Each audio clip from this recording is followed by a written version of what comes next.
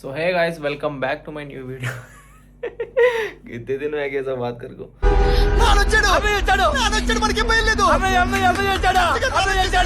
So hey guys welcome back to my new video. ఎన్ని రోజులు అయిందో ఇలా పెద్ద వ్లాగ్ చేసి. సో సడన్గా వ్లాగ్ ఏమంటే బెంగళూరులో ఉన్నాం కదా, సో తినేనా వైఫ్. సో చాలా రోజుల నుంచి బెంగళూరు ఎయిర్పోర్ట్ వెళ్దాం అనుకున్నా కానీ కుదరలేదు. ఈరోజు సడన్గా నాలో ఏదో జోష్ వచ్చింది, ఎయిర్పోర్ట్ పోదామని. ప్రస్తుతం టైం 12:31 అవుతుంది. సో నైట్ పోతేనే బాగుంటుందని విన్నాను, వీడియోస్లో కూడా చూశాను. నేను కూడా నైటే వెళ్దామని అనుకుంటున్నాను. నేను అమ్మ మాట్లాడి కూడా రావడం లేదు పెద్ద వీడియోస్లో.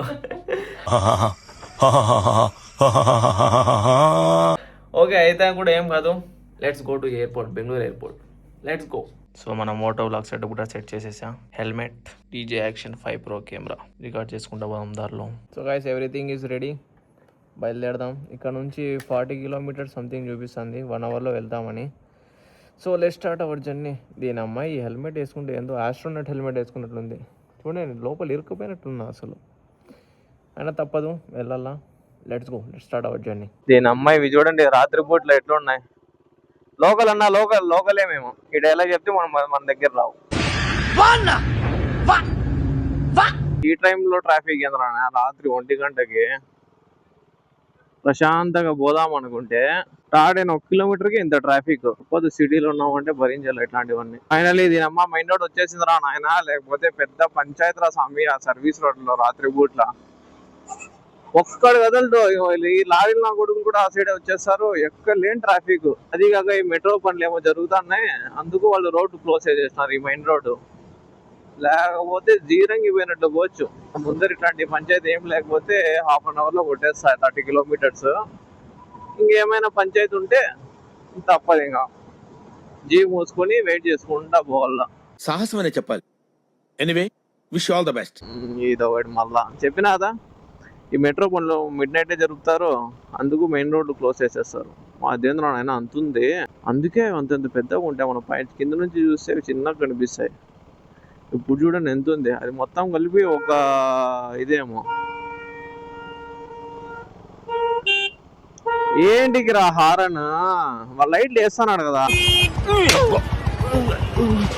గుద్దులో పెడతాను కొడక, గుద్దులో తంతే గద్దలో ఎగురుతో మాట్లాడుతున్నానా చెత్తరా ఒక దిగి. ఇక్కడ ఉన్నట్టు మొహం పగిలిపోద్ది, దెంగే ఇక్కడ నుంచి. లౌడేక్ బాల్ గలకి సివిక్ సెన్స్ కూడా ఉండదు. మన మంచిగా కదా వాడు లైట్ వేసేది. ముందర ఇది ఉంది రా, దెంగితే చచ్చిపోతారు అట్లే అని. అయినా హారన్ కొట్టాలా, దెంగోపోవాలా స్పీడ్ గా. నిజమే బ్రో, సిటీ చూడాలంటే నైట్ టైమే. రోడ్లన్నీ క్లియర్ గా ఉంటాయి, మనస్ఫూర్తిగా నడపచ్చు బండ్లు అయితే. ముఖ్యంగా బైక్ లవర్స్ అయినా కార్ లవర్స్ అయినా మనస్ఫూర్తిగా నడపచ్చు బండ్లు. ఇప్పుడు ఎంత బాగుంది నైట్ టైం 1:30 అవుతుంది. 1:30 అయినట్టుంది. అక్కడ ఏముందయ్యా కలర్ఫుల్ గా. Towards airport. ఎయిర్పోర్ట్ కి మేము కూడా వెళ్ళాల్సింది. ముందర కొంచెం ఆపుందాం, ముందర బైకర్స్ కూడా ఉన్నారు. Let's go. నైట్ రైడ్ చేసే మజానే వేరు బ్రో. వీళ్ళు కూడా నాకు తెలిసి ఎయిర్పోర్ట్ కి అనుకుంటా. చెప్పినా కదా బెంగళూరు నైట్ ఇంకా కలర్ఫుల్ గా ఉంటదని, అందులో ఇది కూడా ఒక మీనింగే. ఎస్, అదిగో పైన ఫ్లైట్ వెళ్తుంది. ఒక 5 minutes ఇక్కడ రెస్ట్ తీసుకొని కొంచెం కలర్స్ ని చూసి. మా వైఫ్ వెనకాల ఉంది, వినపడకూడదు. నేను వాళ్ళగా పిచ్చిదని అనుకున్నావా? ఎయిర్పోర్ట్ రోడే. ఎన్నో రీల్స్ లో వీడియోస్ లో చూసి ఏమో అనుకున్నా కానీ వేరే లెవెల్ ఉంది బ్రో. ఫైనలీ బెంగళూరు ఎయిర్పోర్ట్ కి వచ్చేసాం. సో గైస్ ఫైనలీ ఎయిర్పోర్ట్ కి అయితే వచ్చేసాము. కానీ ఎక్కడ పోలో తెలీదు, తిక్కలో తిరుగుతున్నాము. టెర్మినల్ 1 అంటారు, 2 అంటారు, డిపార్చర్స్ అంటారు, అరైవల్ అంటారు. కానీ నేను అనుకున్న లొకేషన్ డిపార్చర్ అంట. ఇప్పుడు పైనకి వెళ్తున్నాము, అక్కడ పోయి ఒక మంచి ఫోటోలు తీసుకోవాలా. ఎంతమంది వచ్చినారా నాయన ఎయిర్పోర్ట్కి. నేనే ఖాళీగా ఉన్నాను అనుకుంటే నాకంటే చాలా మంది ఉన్నారు. కానీ ఎయిర్పోర్ట్ మాత్రం వేరే లెవెల్ ఉంది బ్రో. ఎక్స్ప్లోర్ చేసి వచ్చి టైంపాస్ కాకపోతే పైన పోయి చూస్తాం ఎయిర్పోర్ట్ ఎలా ఉందో. ఎయిర్పోర్ట్కి అయితే వచ్చేసాం. టెర్మినల్ 2 దగ్గరికి వెళ్ళాలా, కానీ ఏ బస్సులోకి ఎక్కేసాం. బస్సు ఎక్కేసి మా మొగాలు మేము చూసుకొని నవ్వుకుంటాను. ఈ బస్సు ఎక్కడికి పోతుందో కూడా తెలియదు. బైక్ చూస్తే ఎక్కడో బాగా చేసినాయి. చూద్దాం బస్సు ఎక్కడికి తీసుకుపోతుందో. నేను అనుకుంటే లొకేషన్కి వచ్చేసిన. ప్రశాంతంగా ఉంది బ్రో, ఇక్కడ చల్లగా ఉంది. ఫ్లైట్లు కనిపిస్తున్నాయి. ఎవడు కట్టినాడు కానీ వేరే లెవెల్ కట్టినారు. హెయిర్ స్టైల్ సర్దుకోవడం మాత్రం మ్యాండేటరీ, ఎందుకంటే హెల్మెట్ వేసుకొని హెయిర్ స్టైల్ అంతా గజిబిజి అయిపోయింది. ఈ లొకేషనే నేను చెప్పింది, వేరే లెవెల్ ఉంటుంది బ్రో ఈ లొకేషను.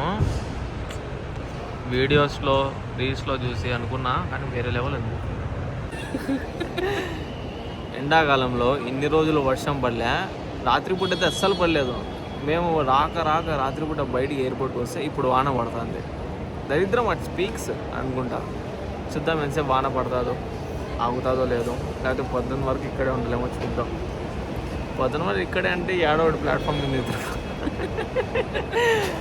ప్లాట్ఫామ్ అంటే ఏం లేదు, ఇక్కడ సీట్ ఉన్నాయి, ఆ సీట్ దగ్గర కూర్చోవాలి అంతే, కానీ వాన తగ్గిపోతుంది అని అనిపిస్తుంది. చూద్దాం ఎప్పుడు పడుతుంది.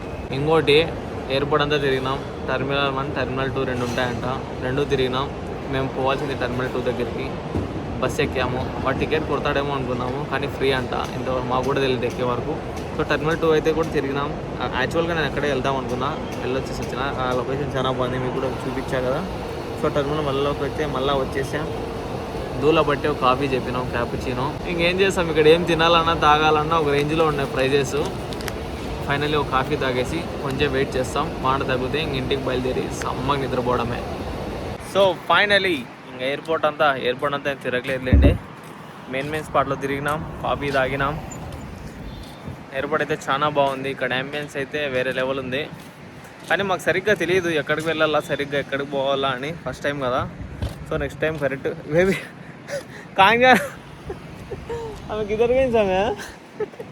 ఇప్పుడు చూడండి, దీని మీద నడుచుకుంటూ వచ్చినాం, పార్కింగ్ సైడ్ పోతుందేమో అని. ఇక్కడ చూస్తే డెడ్ ఎండ్. అది అట్లుంటాయి మన పని అట్లుంటాయి. మేము వెళ్ళాల్సిందే ఆ సైడ్ నుంచి, రోడ్ సైడ్ నుంచి. ఇప్పుడు ఎట్లా పోవాలా, అది మన పరిస్థితి. ఇప్పుడు మళ్ళా అంత దూరం వెళ్ళి, ఇప్పుడు మమ్మల్ని నమ్ముకొని కొంతమంది అక్కడ నుంచి వస్తున్నారు, కానీ ఇక్కడ రోడ్ లేదు. మళ్ళా అంత దూరం పోయి మళ్ళా అట్లా సైడ్ పోయి బండి తీసుకొని పోవాలా. పదాలు ఇంకేం చేస్తాం.